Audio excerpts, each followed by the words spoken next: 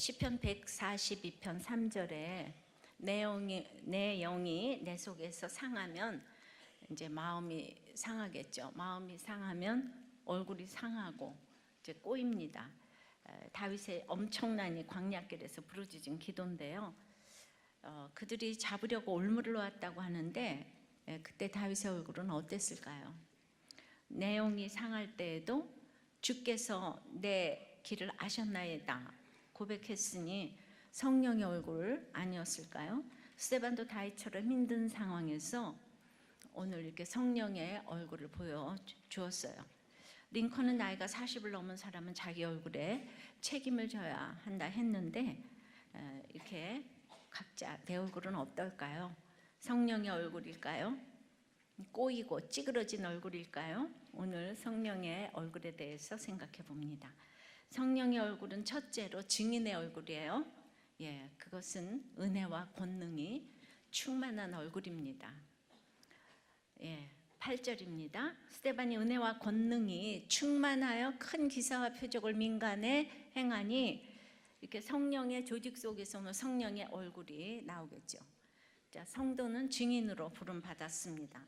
성령이 충만한 사람은 성령의 증인 되게 하기 위해서 성령님이 성령의 얼굴을 주신다고 생각합니다. 성령의 조직 속에서 이제 7 일꾼을 뽑았어요. 그런데 3절에 사도들이 성령과 지혜가 충만한 사람을 뽑으라고 했는데 5절에 보니까 믿음과 성령까지 충만한 사람을 뽑았다고 했어요. 12사도가 뽑은 이런 일꾼은 이렇게 훌륭했는데요. 오늘 스데반은 8절에서 은혜와 권능까지 충만하다고 했네요. 7장 55절에도 스데반은 성령이 충만한 사람이라고 했습니다. 그러니까 7 일꾼 중에서도 스데반은 가장 탁월한 사람인데요. 이 모든 것을 종합해 보면 그는 성령이 충만해서 지혜가 충만하고 칭찬받고 믿음이 충만하고 은혜와 권능이 충만한 완전한 주님의 일꾼이었습니다. 이들은 재정과 행정과 접대를 위해서 뽑았는데 성령이 충만하니까 그냥 지혜, 믿음, 그냥 은혜, 권능이 그냥 저절로 따라와요. 그러니까 여러분들 성령이 충만하면 이 땅에서 못할 일이 없습니다. 은혜와 권능은 5절에 믿음과 성령 충만에 대한 이런 다른 표현으로 볼 수 있는데요. 스데반은 이런 성령 충만한 믿음으로, 은혜로, 권능이 충만해서 민간에 큰 기사와 표적을 행했다고 합니다. 오순절 성령 강림 이후부터 당시까지 초대교회에서는 큰 기사와 표적을 12사도들만이 행했는데요. 이 집사들이 사도들에게 안수받은 이후로 스데반과 빌립 같은 이런 이제 일꾼들도 이러한 능력을 이제 행하게 됐습니다. 지금까지 십자가가 주제였지만은 사도행전에 와서는 이게 능력 있게 부활을 증거하는 데 주력하고 있습니다. 우리들 교회에서도 십자가뿐 아니라 부활이 증거되기를 원합니다. 하나님의 시간과 생각과 방법에 순종했더니 승리했다는 간증이 너무 많아요. 그러니까 진정한 부활이 증거될 때 이렇게 큰 권능이 따르고 큰 증거를 하게 될 줄 믿습니다. 그러면 그 큰 기사와 표적이 어떻게 우리들 교회에서 날마다 일어날까요? 항상 이렇게 적용을 좀 생각해 봐야 되잖아요. 사업을 택해도 말씀으로 이렇게 결정하면 은혜가 충만합니다. 우리가 크신 계획을 알 수 없는 것이 많지만은 이렇게 말씀으로 인도함 받아서 택하면 그 가운데서 은혜가 충만합니다. 그래서 어떤 상황에도 버티고 통과하게 하십니다. 이것이 기사고 표적이에요. 진로를 택할 때도, 배우자를 택할 때도 말씀으로 은혜와 권능이 충만해서 택해야 하고, 그러면 또 버티고 통과하게 하시는 것입니다. 이것이 진정 큰 기사와 표적이에요. 근데 내 영이 상하면 마음이 꼬이고 당연히 얼굴이 꼬입니다. 그런 사람은 큰 기적과 표적을, 기사와 표적을 행하지 못하죠. 그러니까 안진뱅이 고치는 것도 큰 표적이지만 가장 큰 표적은 예수 그리스도 꾀로 인도하는 것이기 때문에 이 꼬인 얼굴, 이그러진 얼굴로는 민간의 평범한 삶에서 기사와 표적을 행할 수가 없는 것입니다. 그래서 어떤 사람은 교회 다니다가 결정적일 때 떠나는가 하면, 또 어떤 사람은 교회 안 오다가 결정적일 때 와서 결혼도 합니다. 르벤 지파가 결정적일 때 요단 동편을 택하고 하나님과 멀어졌는데, 또 결정적일 때 하나님의 말씀을 사모해서 선택하는 것이 큰 기사와 표적입니다. 그럼 이렇게 충만한 스데반에게 소위 축복을 주셔야 하는데 알 수 없는 일이 이렇게 찾아옵니다. 9절입니다. 이른바 자유민들, 즉 구레네인 알렉산드리아인 길리기아와 아시아에서 온 사람들의 회당에서 어떤 자들이 일어나 스데반과 더불어 논쟁할세. 자, 유대와 사마리아와 땅끝까지 이르러 복음이 전파되리라 했는데, 사도들은 전통적인 예루살렘 교회 유대인들에게, 본토 유대인들에게 전하다가 12사도가 핍박받았어요. 그런데 사도들이 이렇게 뽑은 7 일꾼이 어느 파라 그랬죠? 예, 멀리 이렇게 돼서, 예? 그렇죠. 예, 헬라파죠, 그죠? 예. 그러니까 헬라파는 본토인 그 히브리를 떠나서 이제 헬라파는 흩어진 교포 유대인이라고 할 수 있죠. 각 나라로 지금 이제 언급된 이런 데로 갔다가 이제 귀환했어요. 그래서 그러니까 좀 이제 복음의 범위가 넓어졌잖아요. 예. 근데 자유민은 BC 663년에 로마 유대 정복 과정에서 포로로 잡혀갔거나 또 노예가 된 유대인의 후손들로서 이제 해방되어 돌아온 사람들로 여겨지는데요. 그리고 이제 이어나오는 여러 지방의 이 사람들에게는 이제 돌아왔으니까 각각의 회당이 있었어요. 그러니까 자기네들끼리 모이는 어떤 그런 이제 한국 사람들이 모이면 늘 그렇게 싸워도 교회가 딱 생기듯이 유대인들도 회당이 세워지는데, 그러니까 스데반은 이 성전으로 상징되는 그 체제하고 지금 예수님에 의해 시작된 새로운 체제가 서로 절대로 양립할 수 없다는 사실을 알았어요.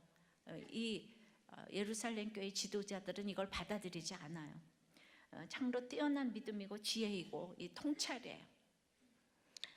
그러니까 스데반이 그 회당에 소속된 사람들과 각각 논쟁을 벌이게 된 것은 당연한 일이었습니다. 근데 여기 길리기아라는 지명이 나오는데요. 이곳은 이제 로마의 속주인데 바울이 길리기아 다소 출신이에요. 예. 그러니까 바로 지금 스데반을 이렇게 지금 이제 고소하는 사람들 속에 끼어 있는 거예요, 지금 바울이. 그러니까 이제 앞으로 12사도는요 이걸로 끝나요. 없어요. 사라지고 이제 베드로가 조금 나오다가 이제 바울 시대가 돌입하잖아요. 그러니까 사도들, 헬라파, 이제 저기 집사 시대, 그다음에 이제 바울 시대로 해서 전 세계의 이방인에게 복음이 전파되는 거죠. 사도행전 1장 8절이 신실하게 지금 이루어지고 있습니다. 사도들은 솔로몬 행각 등 성전에서 그래도 설교를 했는데 그 예루살렘 성전 안에서 스데반은 집사잖아요. 거기서 못하고 그들의 각각의 회당에서 전하다가 이렇게 은혜와 권능이 충만한 스데반을 그들이 재판정에 세운 거예요. 그러니까 어떤 자들이 일어났다고 했는데 이걸 이제 번역하면 그 각각의 회당에서 계속 사람들이 이제 그 스데반을 이제 고소한 거죠. 계속 논쟁에 휩싸이게 됐다는 거죠. 그러니까 예수의 메시아직과 성전과 율법 문제 이걸 계속 거론하니까 아주 스데반에 대해서 깊은 적개심을 이 사람들이 가지게 된 것입니다. 적용해 보세요. 결혼이나 직장이나 가정에서 여러분들은 성령의 은혜와 권능으로 버티고 통과하고 있나요? 그것이 큰 기사이고 표적이 되고 있나요? 아니면 내 성품으로 하다가 지금 죽을 일 쌓이고 있나요? 예. 자, 성령의 얼굴은 두 번째, 아까 첫 번째가 증인이라고 했잖아요. 거짓 증인을 허락하세요. 거짓 증인을 지혜와 성령으로 물리치는 얼굴이에요. 예. 내가 증인이 되려고 하면 반드시 거짓 증인이 등장을 하는 거죠. 10절입니다. 스데반이 지혜와 성령으로 말함을 그들이 능히 당하지 못하여.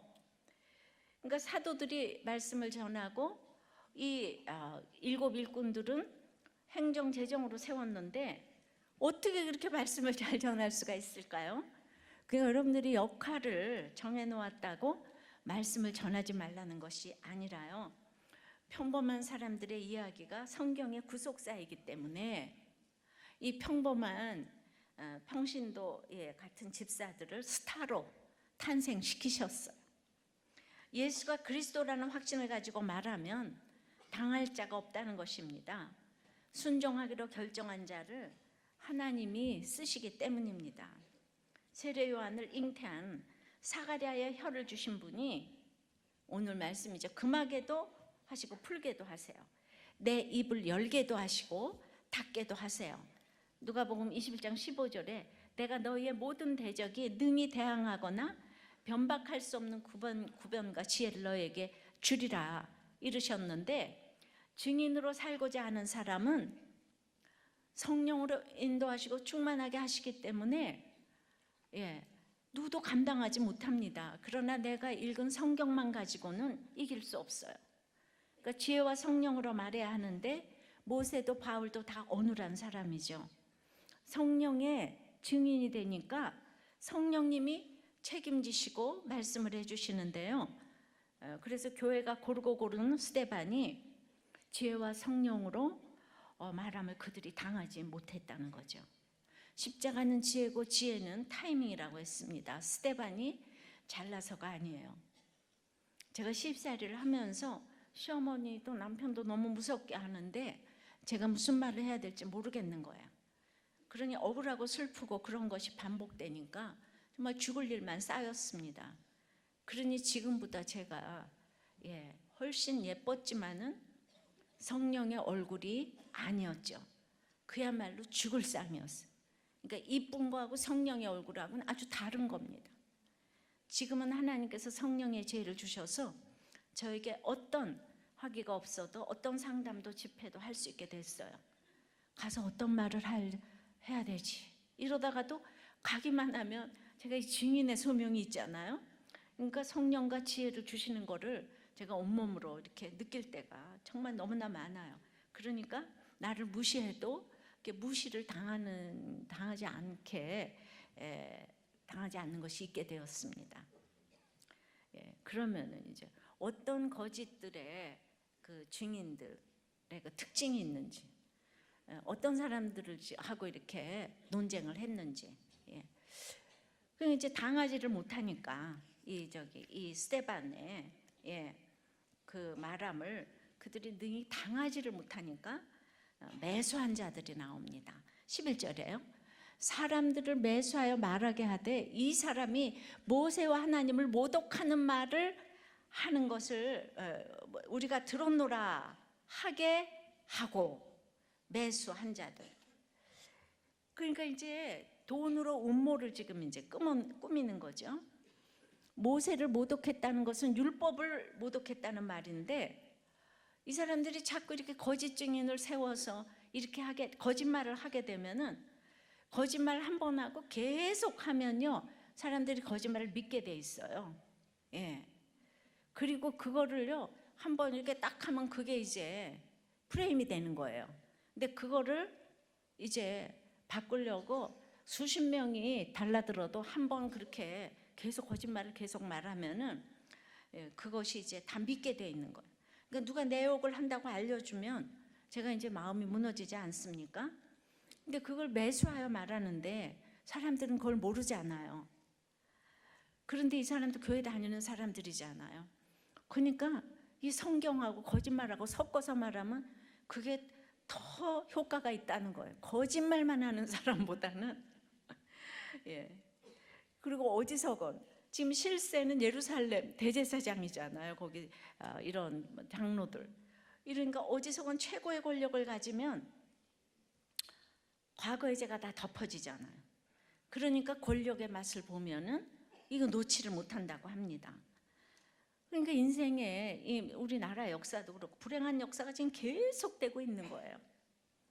그들은 대제사장 가야바가 예수님에게 그랬듯이 똑같이 하나님께 대한 예배가 더 이상 예루살렘 성전 한 곳에서만 제한되어 드려지지 않는다, 이 얘기를 예수님도 했고 지금 스데반도 하고 있는데, 이거를 요새의 율법을 폐하고 하나님의 신성을 모독하는 것으로 이렇게 몰았어요. 그리고 이제 그거는 구약 율법에 의하면은 하나님을 회방하거나 모독하면 돌에 맞아 죽는 거예요. 그래서 이제 이렇게 스데반을 죽이려고 이제 작정을 했습니다. 이게 매수한 자들이 나오고, 그 다음에 이제 또 충동시키는 자들이 나오는 거예요. 충동질 시키는 사람들이 또 이제 등장합니다. 12절입니다. 백성과 장로와 서기관들을 충동시켜 와서 잡아가지고 공회에 이르러, 그러니까 그들을 충동시켜가지고 데리고 와서 스데반을 잡아가지고 산헤드린 공회에 이르러서 재판적인 세웠다, 이 얘기입니다. 그러니까 스데반의 대적자들은 백성들, 장로들, 서기관들을 아주 그냥 충동질해서 선동해서 이제 스데반 잡는데 동의를 얻고 끌어왔잖아요. 근데 여기서 서기관들인 이 바리새인은 워낙 분리된 자들이라고 했어요. 그 사람들은 열심당이고 이 사람들은 부활도 믿어요. 근데 여행을 가도 시장을 가도 시간만 되면 딱 사람들 보는 데 앞에서 기도를 하니까 사람들이 너무 이제 칭찬을 하고 추앙을 하는 거예요. 그러니까 이들의 특징이 외식이라고 했습니다. 그러니까 성경을 잘잘 깨고 아는 것이 많아서 뭔가 이렇게 말하면 몇 장 딱 나오는데, 이 사람들의 특징은 배울수록 외식이 늘어나는 거죠. 이 외식주의자들이 가는 길이 예수님을 죽이고 스데반을 죽이는 길이었어요. 그러니까 예수님과 스데반을 죽이는 사람들은 학자들이고 교양 있는 사람들이고 이게 외식주의자, 서기관들인 거예요. 엘리트들이 총망라돼 가지고 예수님과 스데반을 죽이는 데 넘겼죠. 그러니까 이런 사람들을 충동시켜 와서 스데반을 잡아가지고 지금 재판장에 세웠습니다. 그리고 여기 또 이제 백성들이 나오잖아요. 근데 이 백성들은 5장 26절에는 성전 맡은 자와 부하들은 이 백성의 반란이 두려워서 사도들을 강압적으로 체포하지 못하는데 공을 세웠어요. 백성들 때문에 이제 강압적으로 체포하지 못했다는 얘기가 이제 나오잖아요. 기억나시죠? 그런데 여기 똑같은 백성이 나오는데 이 사람들은 기독교인을 대적하는 사람들의 충동에 너무 쉽게 동요되는 걸 볼 수 있는 거예요. 그러니까 백성은 정말 이랬다 저랬다 하는 거예요. 믿을 게 못 되는 게 여러분이라고나 할까요? 예. 왜일까요? 스데반을 대적하는 자들의 이 사주가 성공했기 때문에, 매수가 성공했어요. 충동질이 성공했어요. 지식 있는 서기관들이 스데반을 율법과 신성 모독이라고 하니까 이 무지한 백성들이 사도들 때는 제목이 그게 아니었는데 이거 신성 모독했다 그러니까 갑자기 이 편에 다 붙었어요. 스데반은 혼자 외로이 지금 싸우는 거예요. 사도들은 베드로하고 요한은 둘이나 있었잖아요. 정말 스데반이 백성들이 다 이쪽의 말을 믿었어요. 자, 신천지의 핵심 멤버가 말하기를 우리들 교회가 대표적인 공격 목표라고 하는데요. 이제 몇 년 전에 부흥하는 한 대형 교회에서 어떤 이제 그 직분은 잘 모르겠어요. 또 중요한 직분에 있는 분이 소문을 슬금슬금 내면서 재정이 이상하다고 하니까 너무 떳떳하신 이 목사님이 그 사람들에게 재정 장부를 딱 넘겨주셨대요. 이제 목사님이 본인이 너무 떳떳하시니까 넘겨주셨는데 이 사주받은 그들은 막 집요하게 파고들어서 목사님한테는 하나도 문제가 아닌 것들이 문제가 되는 것들이 있을 수 있었겠죠. 그러니까 이 문제도 아닌 것을 떠들어서 오랜 소송 끝에 이제 승소를 했지만 아직도 소송 중에 있는 것이 지금 있다고 해요. 굉장히 오래됐습니다. 그동안 교회는 이미 반토막이 났습니다. 그러니까 이 목사님이 계속 당황하시고 와서 뭐 그렇다 그러니까 그 다음에 또 교인들한테 사과를 했어요. 이 부덕의 소치로. 이게 또 잘못했다고 시인은 한 거가 돼가지고 법정에서 야, 이게 진짜 무서운 거예요. 목사가 잘못했다고 시인을 했다. 그런데 이제 나중에 소송을 이제 해놓고는 소송을 하려고 보니까 싹 자취를 감췄다는 거예요. 그래서 그 사람들이 이렇게 보니까 너무나도 놀랍게도 10년도 넘게 포진해서 무슨 성가대장, 안수집사 모두 중진들로 활동을 하고 있어 경악을 이제 했답니다. 이 교회 굉장히 큰 교회인데, 그러니까 다 떠나고 오직 피해는 교회만 이렇게 보게 됐는데, 그때 이제 거기서 다음 차례가 우리들 교회라는 얘기를 들었어요.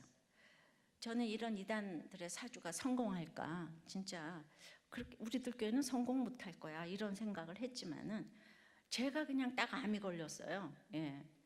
이 암 걸린 교회를 이렇게 또 공략을 하고 왜냐하면 암을 거기선 저주라고 하니까. 그래서 우리들 교회 엄청 파송된 모양이에요. 막 4명 중에 1명이라고 봐도 무방할 정도라네요. 옆에를 쳐다보시기를 바래요. 그런데 진짜 그 얘기를 듣고 나서 정말 이상한 소리가 자꾸 들리는 거예요. 올해는 처음으로 모 인터넷 매체가 제 설교를 공격했는데요. 저는 처음부터 그거보다 더한 설교도 수없이 했습니다. 아무 일 없었어요. 그런데 지금 알고 보니까 이거를 우리들 교회 성도가 계속 제보를 하고 있다는 거예요. 그분이 지금 우리들 교회를 위한 거예요. 그거 뭐예요? 야, 이게 진짜구나. 우리들 교회에서도 말씀이 안 들리는, 저에 대한 비판하는 사람 있을 수 있어요. 그건 말씀이 안 들려서 그런다 이렇게 생각을 했는데 생각지 못한 일이 일어나고 있고요. 그래서 이제 다시 한번 옆 사람 얼굴을 보면서 성령의 얼굴인가 아닌가. 그렇다고 사주하는 사람들이 찌그러진 얼굴은 아니잖아요. 미인계, 미남계를 이제 쓴다고 하잖아요. 누구보다 좋은 인상으로 다가오겠죠. 이제 이렇게 꼬여야 하는데.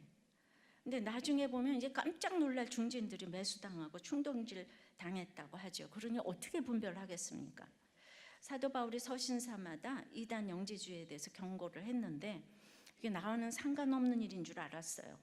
그런데 상처받고 뭐 힘들어지고 또 죄 가운데 있으면 이게 유혹받기 십상입니다. 이게 불평하는 사람들에게 여기 오래 들어와 있으면 누가 불평하는지를 다 안답니다. 그래서 딱 접근을 한다는 거예요. 그 사람은 자기도 모르는 사이에 지금 유혹을 받고 있는 거예요. 그 사람은 자기도 모르는 거예요.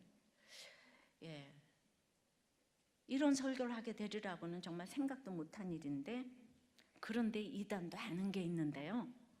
어떤 경우도 교회를 사랑하고 목사님을 사랑하면 건드리지 못한대요. 이번에 그곳에 갔다 온 우리의 자녀가 있는 거예요. 이 부모님이 우리들 꽤 오래된 중진이세요.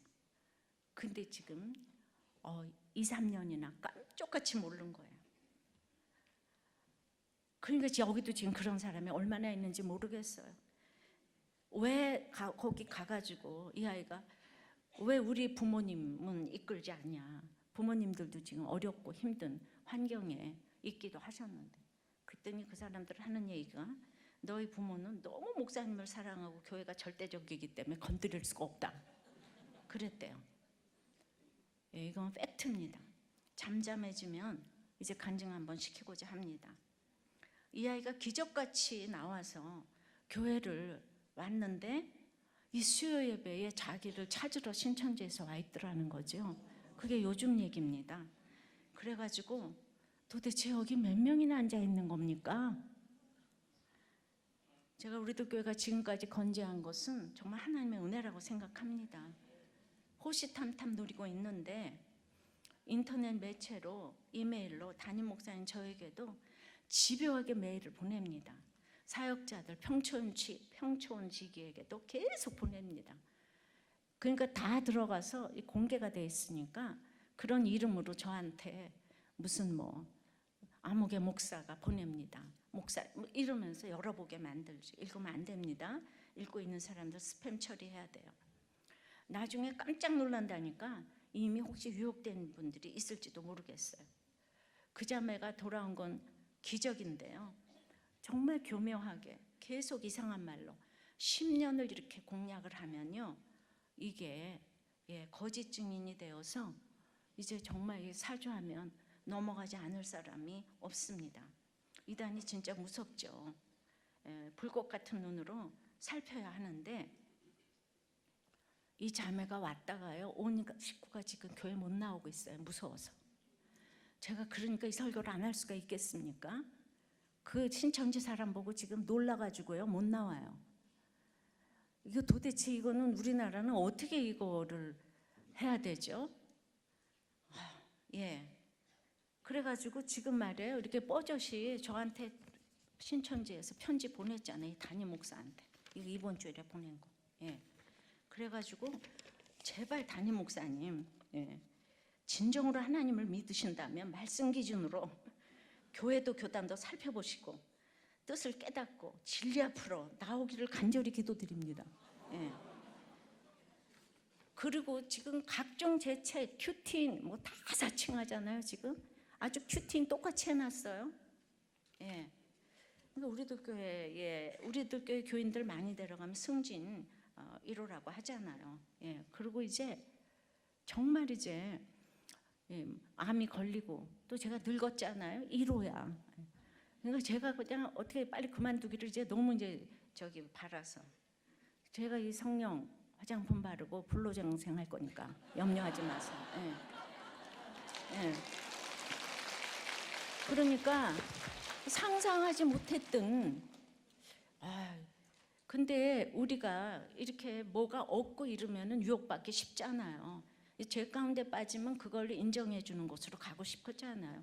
그래서 우리가 연약해요. 우리들 교회는 수요일마다 이단 대책회의가 있어요. 이 자매도 그래서 지금 이제 건진 받았어요. 우리들 교회 홈페이지 들어가면 바른 신앙이라고 돼 있거든요. 거기서 신천지 제보를 해주시고 이단 문의해 주시면 여러분들한테 이렇게 도움을 이렇게 드리겠습니다. 우리가 이렇게 조심을 하고 있는데도 이런 일들이 지금 일어나고, 이건 교회를 지금 오지 못하고, 이 얼마나, 근데 그냥 너무 그럴듯하게 얘기를 하니까. 자, 13절, 14절이에요. 그러니까 거짓 증인들이 나오는 거예요. 13절, 14절. 거짓 증인들을 세우니 이르되 이 사람이 이 거룩한 곳과 율법을 거슬려 말하기를 맞이 아니하는도다. 그의 말이 이 나사렛 예수가 이곳을 헐고 또 모세가 우리에게 전하여 준 규례를 고치겠다 함을 우리가 들었노라 하거늘, 그들은 모두 스데반을 율법과 하나님의 신성을 모독하는 자로 말하고 있었기 때문에 스데반은 사내들인 공의 앞에 피고인으로 섰어요. 그러니까 계속 성전과 율법에 대한 문제를 지적하는데요. 예수님이 이제 성전인데 성전된 그의 육체를 가리켜서 요한복음 2장 19절에 너희가 이 성전을 헐라 내가 사흘 동안에 일으키리라 그랬잖아요. 그것은 내가 십자가에서 사흘 만에 살아나겠다 이 얘기하신 거거든요. 구속사에 나의 죽음과 부활을 말한 건데 성전을 헐라, 예수님이 성전을 파괴했다 이러고는 또 율법을 폐하러 온 것이 아니고 완성하러 왔다 그러니까 이제 완전히 모세의 율법을 폐하려고 그런다. 문자적으로만 이렇게 듣고, 그러니까 이제 스데반과 예수님의 의견은 이제 신령과 진정으로 예배할지니라 이렇게 해서 어디서나 예배가 되는 거지, 이 어떤 건물 성전에만 있는 그 하나님이 아니다. 지금 이 얘기를 하니까 그냥 이거가 하나님은 영이시니까 영인 하나님께서 그 성전에만 계시는 게 아니다. 그러니까 그동안에 이제 오랫동안 드려왔던 수양, 수염소 제사, 동물 제사 이거 이제 무용론을 제기했겠죠. 그러니까 그걸 아니라 그러니까 이 사람들이 이제 수입도 줄어들고 있을 수가 없는 일이잖아요. 그런데 중요한 거는 예수님이 그러지도 않았는데 너희가 이 성전을 헐라 그러면 내가 일으키리라 이랬는데 예수님이 성전을 파괴하고 헐고 이렇게 하면서 그걸 스데반이 말하는 걸 들었다 이러는 거예요. 우리가 이렇게 들었다, 이 우기는 거짓 증인을 우리는요 이길 수가 없어요. 우기는 사람이 세상에 제일 무서운 거 아시죠? 예, 우리 중2 애들이 그렇게 우기잖아요. 예, 저기 북한보다 더 무서운. 그러니까 이렇게 계속 보세요. 그냥 이렇게 이제 막 그 충동질을 하고 또 이제 매수를 하고 그리고 이제 거짓 증민. 그러니까 당할 수가 없으니까 계속 이렇게 음모를 이제 이렇게 꾸미는데 구속사가 이래서 중요한 거예요. 자기가 알고 있는 대로 매수한 것도 매수당한 것도 있지만은 자기는 문자적으로밖에 못 듣는 거예요. 지금 유대주의에 빠져 있었기 때문에 그것을 듣고 잡아 죽이겠다고 이제 스데반을 재판에 회부했잖아요. 그러니까 성경이 제대로 안 보이니까 성전이 무너진다는 이야기가 너무 끔찍한 거예요. 거룩한 곳, 성전과 율법에 대해서 스데반이 하나님 뜻을 거스린다는 것. 손으로 지은 곳에 계시지 않는다고 하면 야, 예루살렘 성전이 얼마나 대단한데 돌 하나도 남지 않고 무너뜨리우리라 했잖아요. 그런데 예루살렘 성전이 얼마나 대단한 성전인데 네가 감히 이게 무너진다고 할 수 있어? 그러고 예수님이 율법을 폐하러 온 것이 아니라 완성하러 왔다고 하셨는데 율법을 폐한대요. 이렇게 이제 얘기를 하니까 예수님이 조롱받으시고 죽으셨잖아요. 스데반도 똑같이 이거 조롱받고 이제 죽게 되는 거죠. 그러니까 이제 이게 기가 막힌 거죠. 여기서 아무도 스데반 편을 들어주는 사람이 없어요. 적용해 보세요.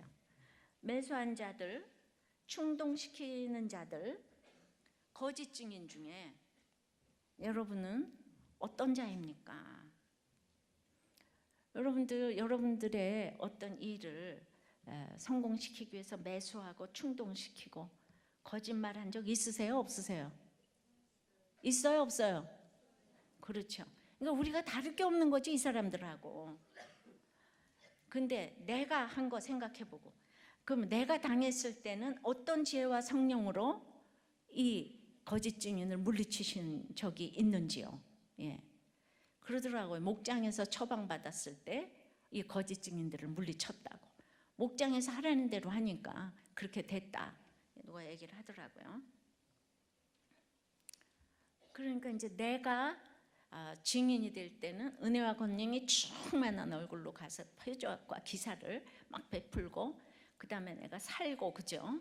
살아내고 이제 이런 말씀으로 인도함 받으면 어떤 상황에서도 버티고 통과하게 하는 게 내가 증인되는 거라면 반드시 거기에 반해서 거짓 증인이 등장을 해서 회유하고 매수하고 충동질하고 거짓 증인을 해서 이 결혼을 못하게 하고 여기 회사를 못 나가게 하고 이런 것들 하나님이 원하는 그 원칙을 다 어그러뜨리려고 하는 거짓 증인의 세력이 있어요.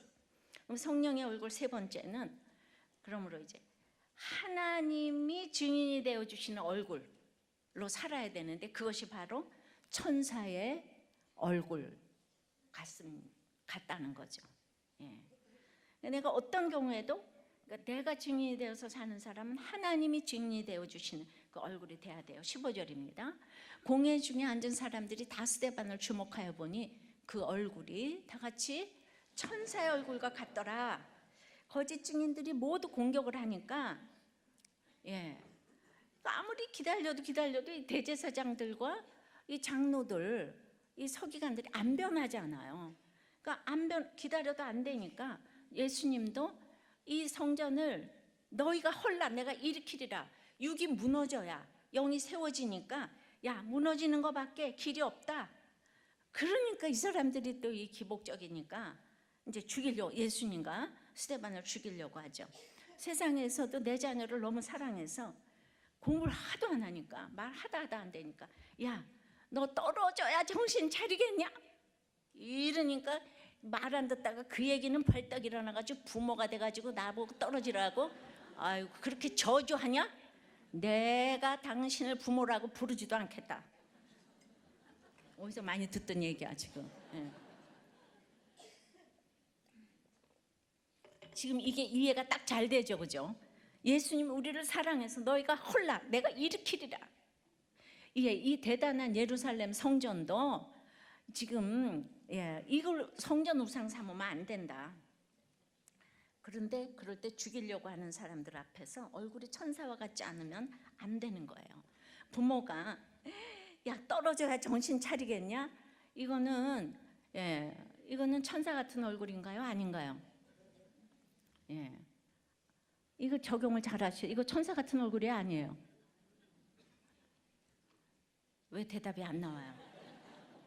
공회 중에 앉은 사람은 일거수일투족을 보기 때문에 얼굴을 주목하지 않을 수가 없습니다.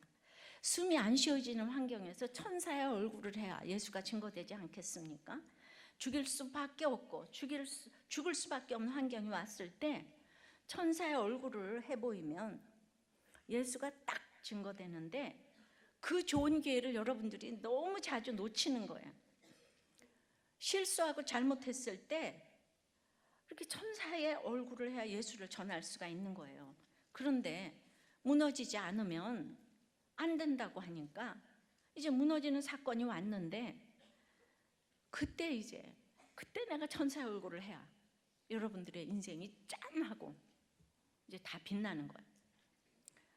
그러니까 제가 조금 전에 여러분들한테 질문한 거, 천사라고 해서 항상 웃는 표정을 하라는 게 아니에요.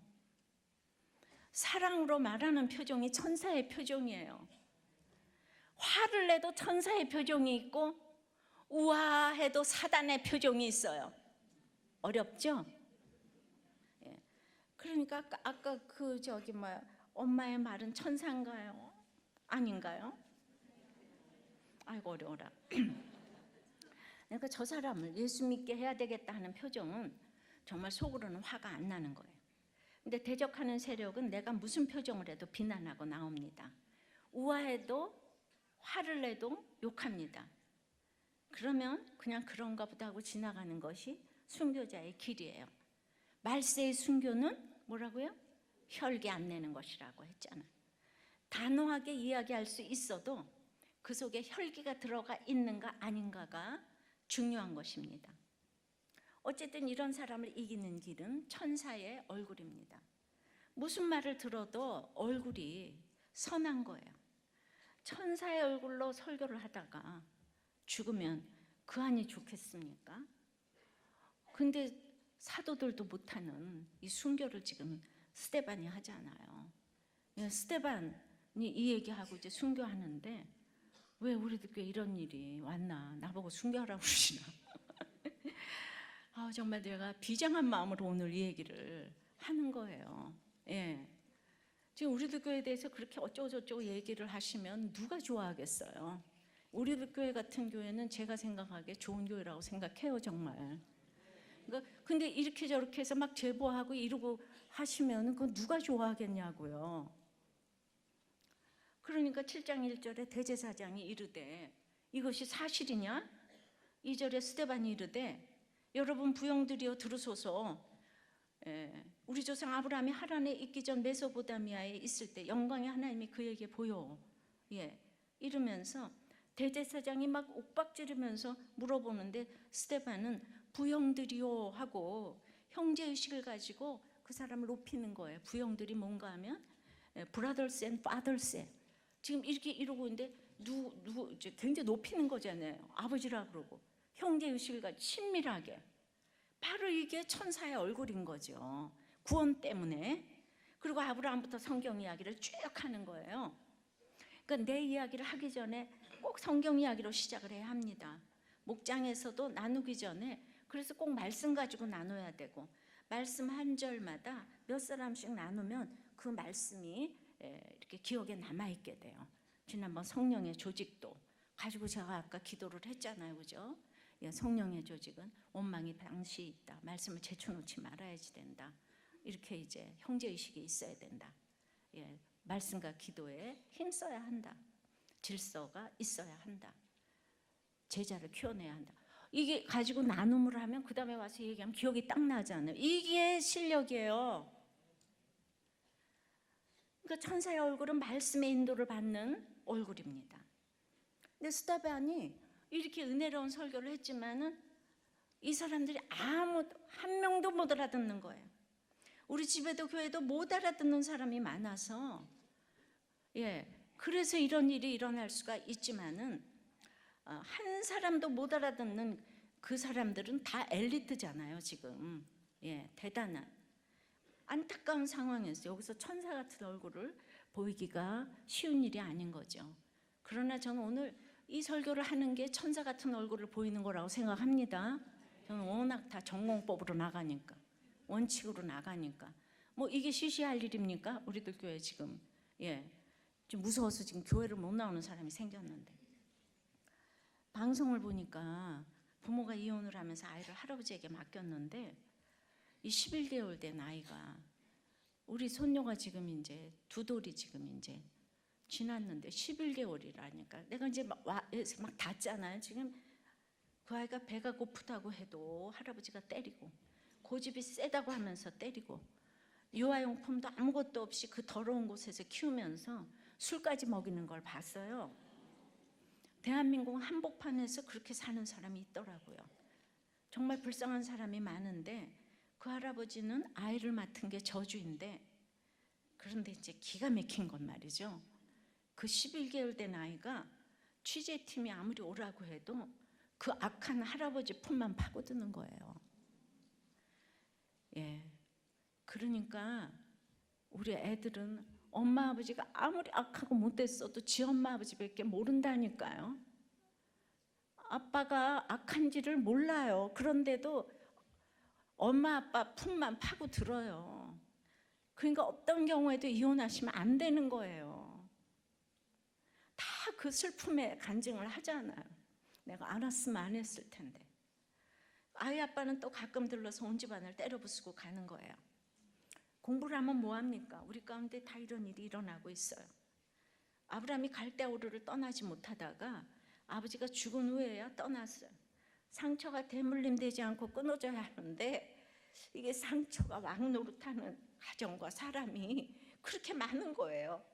그래서 결혼을 진짜 신결혼을 잘해야 되고, 일단 결혼을 하면 반드시 살아야 되고, 아이는 반드시 낳아야 되고, 낳았으면 키워야 하는 것이 가장 평범한 생각이고, 이게 구속사의 생각이에요. 그 평범한 생각을 못하는 사람들이 너무 많아요. 으뜸되고자 해서 내 행복 때문에 다른 거 이렇게 내가 져야 할 수가 없다.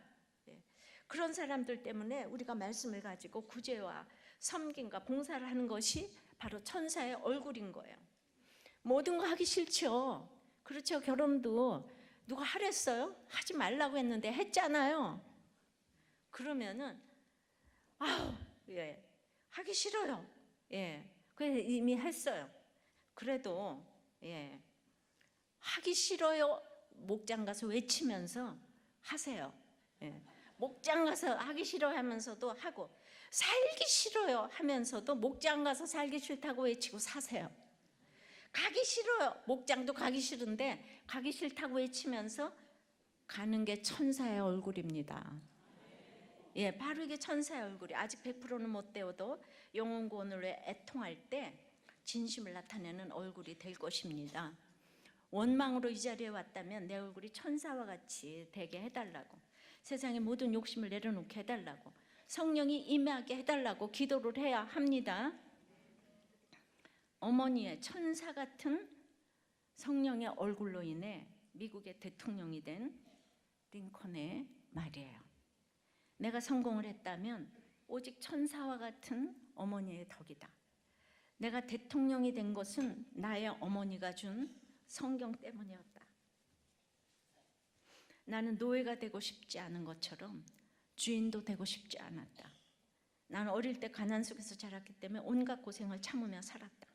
겨울이 되어도 팔굽이 노출되는 헌옷을 입었고 발가락이 나오는 헌구들을 신었다.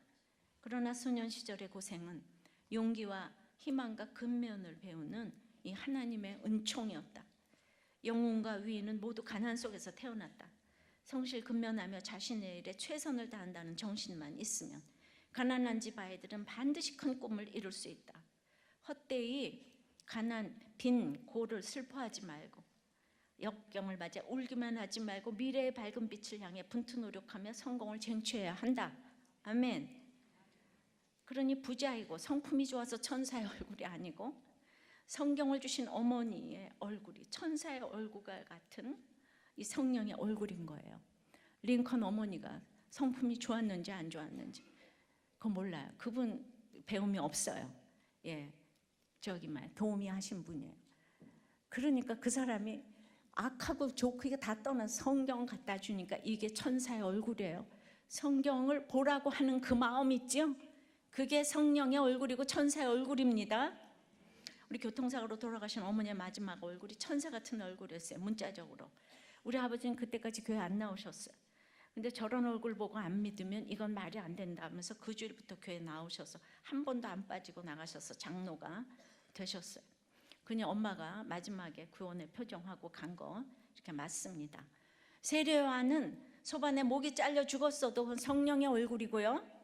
예, 우리 엄마 화장실 청소하면서 화장도 안 하고 다녀서 아주 자글자글하게 늙으셨는데 돌아가셨을 때 뇌출혈로 이 밖으로 피가 되지 않으니까 속에서 이렇게 되셔서 완전히 30대 여인이라고 써붙여 놓으셔. 왜 이쁜 여자가 이렇게 있나. 그렇게 돌아가셔서 우리 아버지를 구원했죠. 그 얼굴 보시고. 문자적으로 성령의 얼굴. 제가 예쁘고 믿고를 얘기하는 게 아니에요. 세례요한처럼 대단한 분은 또 그렇게 갈 수도 있어야 되고, 변소 청소하던 우리 엄마는 또 하나님께서 그렇게 해줄 수도 있는 것이고, 바로 이것이 성령의 얼굴, 구원의 얼굴 적용해 보세요. 여러분은 화내는 천사의 표정입니까? 우아한 사단의 표정입니까? 구원의 표정이 천사의 표정입니다. 아시겠어요? 적용할 거 많습니다. 말씀해줘요. 성령의 얼굴은 그러니까 증인의 얼굴이에요. 증인의 얼굴은 은혜와 권능이 충만한 얼굴이에요. 그런데 증인으로 살려면 거짓 증인을 허락하세요. 예, 그런데 그 거짓 증인을 이제 매수한 자들, 충동시키는 자들, 이 거짓 증인들이 옆에 끊임없이 있지만 지혜와 성령으로 물리치는 얼굴이에요. 그러면 하나님이 증인이 되어주시는 얼굴, 즉 천사의 얼굴을 가지게 해주십니다. 성령의 조직 속에서 성령의 얼굴로 올 한 해 많은 열매가 있으시기를 바라요. 아멘. 정말 올해 초부터 이렇게 이단에 대해서 저기 언급을 하게 하신 거 보면 우리 전쟁이 많을 예정일 수도 있겠는데 우리가 깨워서 서로 사랑하는 여러분들 되시기를 바랍니다. 아멘. 예, 찬송합니다. 은혜 아니면 살아갈 수가 없네. 호흡마저도 다 주의 것이니 세상 평안과 위로 내게 없어도 예수 오직 예수뿐이네. 은혜가 아니면 은혜 아니면 살아갈 수가 없네. 호흡마저도 다 주의 것이니 세상 평안과 위로 내게 없어도 예수 오직 예수뿐이네. 크신 계획 크신 계획 다 볼 수도 없고 작은 고난에 지쳐도 주께 묻기 나의 모든 삶 버티고 견디게 하시. 크신 계획을 다 할 수 없을지라도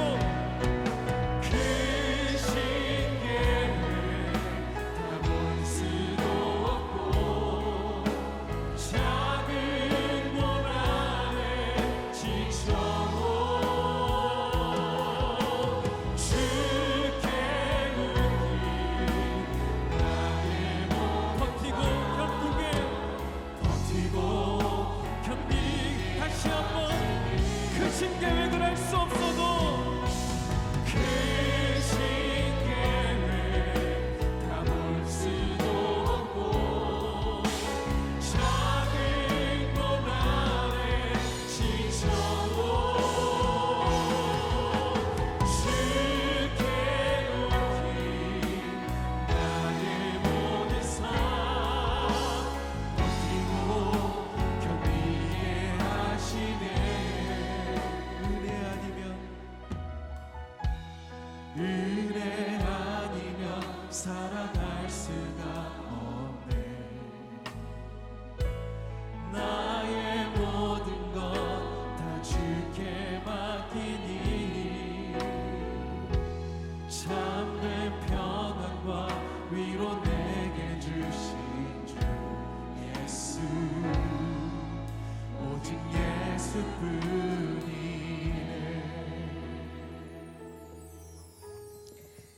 결혼과 직장과 가정에서 성령의 은혜와 권능으로 잘 버티고 오래 잘 통과하게 해달라고 기도하시고요. 그것이 예수님을 보여주시는 큰 기사와 표적이 되는 성령의 얼굴이 되게 해달라고 기도하십시다.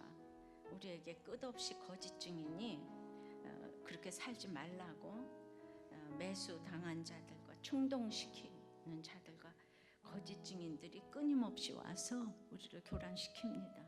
너 그렇게 살지 말라고. 이거 좀 분별하게 해달라고 기도하시고, 그래서 항상 내가 이 일이 참 어려운 일인가 봐요. 그렇게 스데반이 얘기해도 한 명도 스데반 때문에 회개하지 않았어요. 이 얘기를 제가 해서 왜 여러분들에게는 말씀이 안 들리는지 모르겠는데, 그 참 그런 일이 지금 똑같이 일어나고 있네요.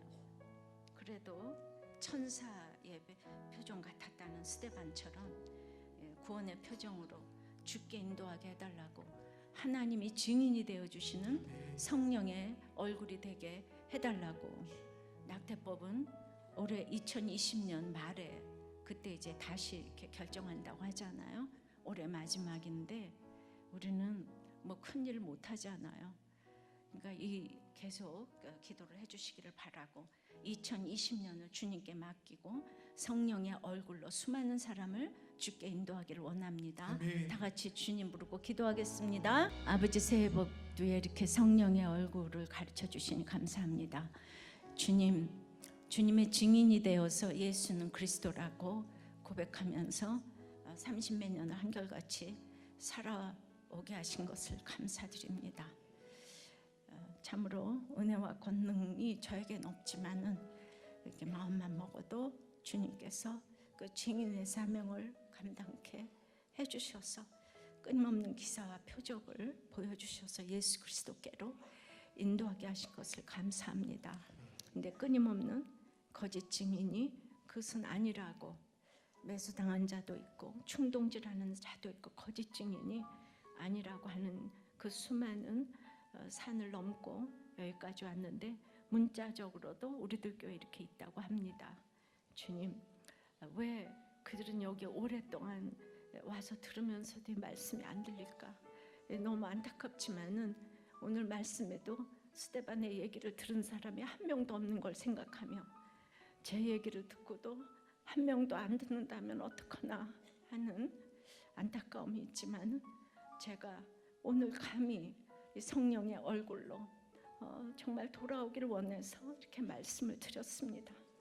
그 마음을 돌이켜 주시옵소서. 아멘. 그리고 이제 어떤 경우에도 그들도 담임 목사를 사랑하고 교회를 사랑하면 건드리지 못한다고 하오니 우리 서로 사랑하기를 기도합니다. 아멘. 서로 사랑하면 아버지 안 모든 것이 눈녹듯 녹을 터인데, 아니 그리 아니하실지라도 주님, 우리가 끝까지 성령의 얼굴로, 천사의 얼굴로 하나님이 증인이 되어 주시는 이 삶을 삶으로 아버지 하나님, 형제여 부형들여 높이는 우리 스데반의 그 말씀에 입각한 이런 말씀을 전할 수 있도록 올 한 해도 말씀으로 무장되는 저희들 될 수 있도록 주여 은혜를 내려 주시옵소서. 아멘. 우리는 아무것도 할 수 없지만은 정말 어떤 경우에도, 여러분들이 어떤 경우에도 이단에는 가면 안 됩니다. 이단에는 가면 안 됩니다. 그건 다 내 욕심으로 가는 것인데, 주님, 정말 이 스데반이 이 말을 하는데 아무도 못 알아듣고 이렇게 돌로 쳐 죽임을 당하는 것을 볼 때, 주님, 제가 어떤 길을 가야 하겠습니까? 정말 돌아오라고 말씀드리고 싶습니다. 주님, 불쌍히 여겨 주시옵시고, 아멘. 그 갔다 온 그 가정을 불쌍히 여겨 주시고 두려움에서 해방되게 도와주시옵시고, 아멘. 하나님 지켜 보호하여 주시옵소서. 아멘.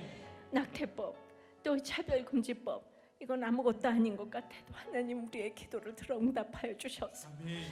이것들이 통과되지 않도록 역사하여 주시옵소서. 아멘. 예수 그리스도 이름으로 기도드리옵나이다. 아멘.